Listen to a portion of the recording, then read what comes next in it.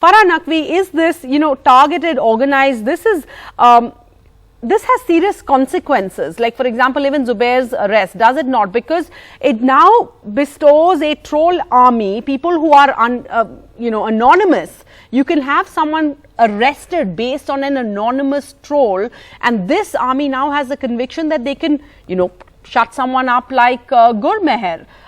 They could bring a top journalist or a functionary to their feet by highlighting any single tweet.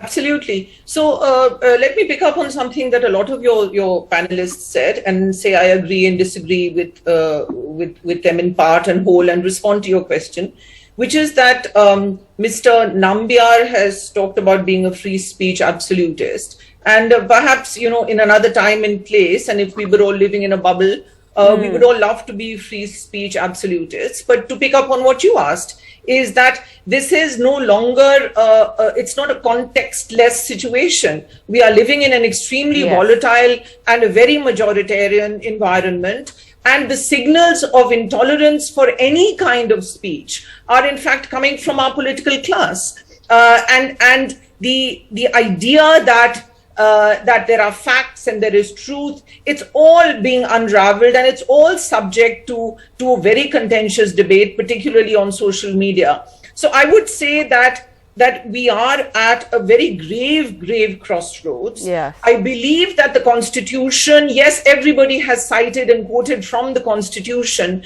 We must remember that the reasonable restrictions, and it was rightly pointed out that in fact the very first amendment to our Constitution, barely 16 months after the Constitution became our Constitution, Nehru moved the amendment to have reasonable restrictions on free speech. And what are these reasonable restrictions? I mean, it's public order, it's morality, it's decency, but all of this is going to change with time. And we have to keep changing with those times. What happens with these laws? Now, this is the Constitution, but there are legal provisions. There is the IPC, there is 153, 153A, 295A, and others that restrict our freedom to speak. For example, we cannot talk about misogyny and violence against women, and by the same measure, we should not be able to talk about instigating violence against minorities and Muslims,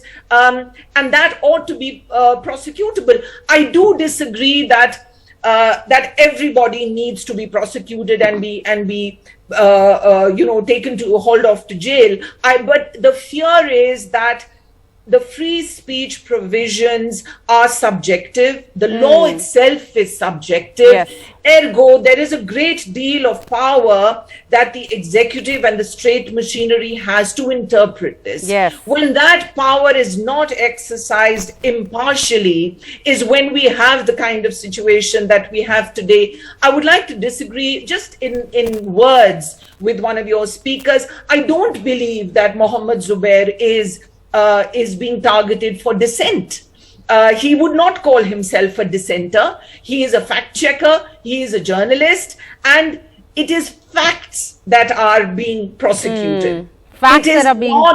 It is his facts that are being prosecuted. I mean, obviously, I think many people on this panel would agree with the absurdity, and not just absurdity, the immorality of what has happened to Zubair. Nobody deserves that. Is being targeted because he's a fact checker.